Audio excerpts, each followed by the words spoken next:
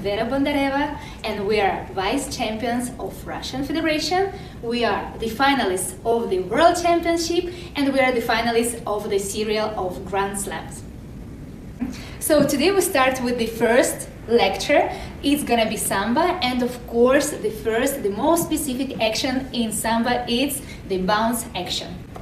And now we're gonna explain you, first of all, what is actually the bounce action, which parts of the body includes the bounce action, and the timing and the foot placement. We're gonna speak about a lot of things. So as you all know, the bounce action is the most specific action which is danced in Samba. So first of all, we have to understand which parts of the body actually are involved into the bounce action. And they are our feet, our ankles, our knees, and our pelvis, okay? So the bounce can be divided in two phases, the elevation and the lowering. So for example, if we start from this position, so it's the lower position, we are staying on the flat foot, our knees are bent, and our pelvis is tilted forward.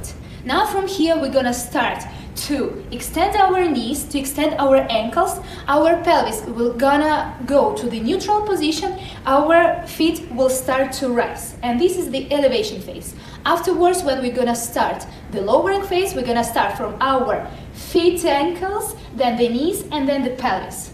So every time we have to include all these parts of the body, and down and up, and down and up, and down and up, and down and up. As everybody knows, when we're dancing the bounce action, we shouldn't actually change the level of our head. So it doesn't have to be like this. Okay, you see that I'm changing the level of the head. Like this, it's not correct. The level of our head should be almost not touchable. So we have to use a lot the pelvis area and tilt it forward and into neutral position. And like this, our head will maintain the same level. As you could see, if you want to maintain the same level during the bounce action, you have to use your pelvis area a lot. Your pelvis area you have to use in relation to your knee action. So if you want to go deeper with your knee, lowering more, you have to use your pelvis area more. As you could see, the moment when you start to tilt your pelvis forward, yeah, you have the contraction in the front part and stretching in the back of your spine. Yeah, so it's happened in the same moment. The timing of this action is half beat down and half beat up. So the timing is end or quick, depend how you prefer to count. Yeah, it's 1 and 2 and 3 and 4 and 5 ends. If you want to start the movement, usually we start the movement from the bounce section. We use as a preceding action, as a preceding step. So we start the step from the bounce section. So in this case we have to count from and 1. For example, we have and 1 and A2 and 3 and A4. I also wanted to add that I see a lot that especially the young generation, especially like juniors, they use a lot of lowering, but they forget actually that afterwards we have to go up. So every time it's like 50-50. It cannot be done like 90% down and then just 10% remain to go up. Always remember how much you go down, the same amount afterwards we have to to go up. Okay? So do not please stop the movement in the lowest position every time. 50, 50, 50, 50. It's, I think, the most common mistake that I actually see during this bounce action. You always have to recover in the moment when you stay on your standing leg. So when you go down, then you have to go up until the moment when your knee will be almost straight. So as you know, in Samba, the position of the knee, it's not really straight like in Cha-Cha. It's not locked.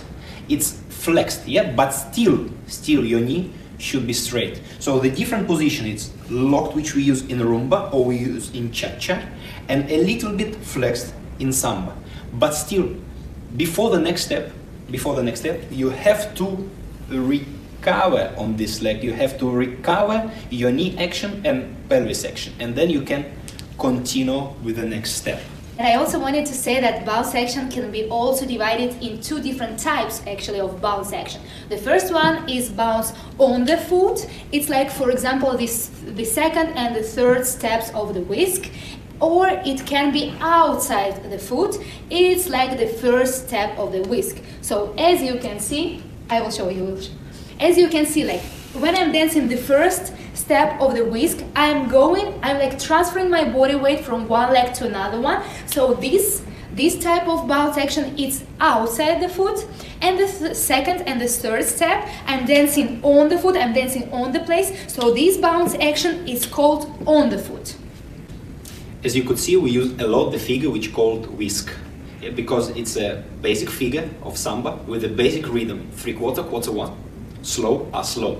But for example, in this figure, we have some possibilities. The first possibility, if we dance the pure, basic whisk with the rhythm slow, slow, we should make a bounce section, which Vera said already, the bounce section when we transferring our body weight and when we stay already on the foot, without transferring body weight. But if in this figure we change the rhythm, for example, not slow, slow, we're gonna use slow, quick, quick. And this figure will look like a ronde whisk, ronde, slow, quick, quick, slow, quick, quick. So that's the same type of figure, the same figure, but with a different kind of movements. In this figure we can use more rotation. For example, quite often we use this one in our choreography to create more rotation in upper part, to create more rotation in the hips, to create a big amount of the movement in upper part, and to show the flexibility of the body, to show the flexibility of the movement. In this case the rhythm will change. So we're gonna use slow, quick, quick, slow, quick, quick. And as you could see, I don't have a bounce section at this moment. So the bounce section we will use independent of the rhythms. Or another example, if we're gonna use the ronde whisk action, and we're gonna make the rhythm 3/4, 1/4. So here again, we have to use our bounce section in our knee. So 3/4, 1/4, 3/4, 1/4, 3/4, 1/4, and slow, quick, quick, slow, quick, quick, slow, quick, quick. I hope you can see the difference. I think that's what actually Andrey wanted to say, that every time you have to be really clever about the timing. It doesn't mean that the bounce action should be in each figure in our samba routines. Somewhere, even in the whisk, how Andrey showed, but with the different timing, like slow, quick, quick, the bounce is not needed. So our suggestion is always being clever and being really careful about what exactly you would like to show in your routine in specific figures. The bounce section has to be very smooth, very soft movement. It's not gonna be very direct. Even if you will do mechanically everything what we said to you, even if you're gonna use the right rhythm and the right action, but the movement will be harsh, like this your samba look not like samba. And for us it's very important to get these feelings of samba through the bounce section from the couples and see the real character of samba. And also another point which is actually important, I hope not only for me but for everyone else, is that the rhythm which is written in the book, in the charts, is actually the rhythm of our feet, okay? So for example, I will give you again the example on the whisk, and the rhythm of the whisk is 3/4, 1/4, 3/4, 1/4. But remember that this is the rhythm of our feet, which has to be really readable, it has to be really clean, but we don't have to forget that our knees are dancing actually the different rhythm. Our knees are always dancing quick and quick and quick and quick, okay? So like this, my suggestion is that when you start to count your figures, you always start from end, and on end is the work of our knees, of our pelvis, so it's actually the bounce. So we do and 1 and up 2 and 1 and up 2 and 1 and up 2 and 1 and up 2 and. So like this, your body, all the parts of your body will gonna dance like different rhythm, and this is what actually is exciting about samba. You should be able to separate everything in your body. And you could see we have one rhythm of our foot, another rhythm of our knees, and plus we have different rhythm in our upper part, in our body. But this is not the topic of today. Yeah. We said already the direction of our pelvis, it's forward and backwards, but not only. We can use as well hip rotation, like figure 8, yeah, in our hips. For example, now we're gonna show the difference between pelvis section, between just forward and backward. Now will be stationary samba walk, and just forward and backwards, and forward and backward. And you could see that in this case, the hips is quite square and the body look quite square. So in this case, we start to use the rotation of our hips. Yeah, when we go forward with the first action, our hips are rolling to the right if we're gonna use the left leg backward. Then we go with the leg backward and then rotation the hips to the left. And then again to the right, roll to the left, and figure 8 to the right. Half of 8 to the right, half of 8 to the left. Roll to the right, half 8 of the left, half 8 of the right.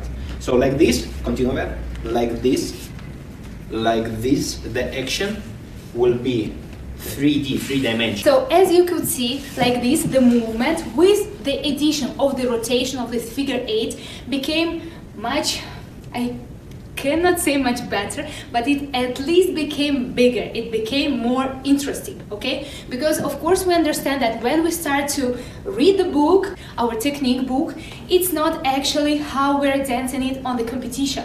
It's like the first step, it's like the basement for our dancing. But afterwards we have to upgrade ourselves and then upgrade it more, and then like this and like this and like this, we're gonna upgrade ourselves every day, okay? And now, with music.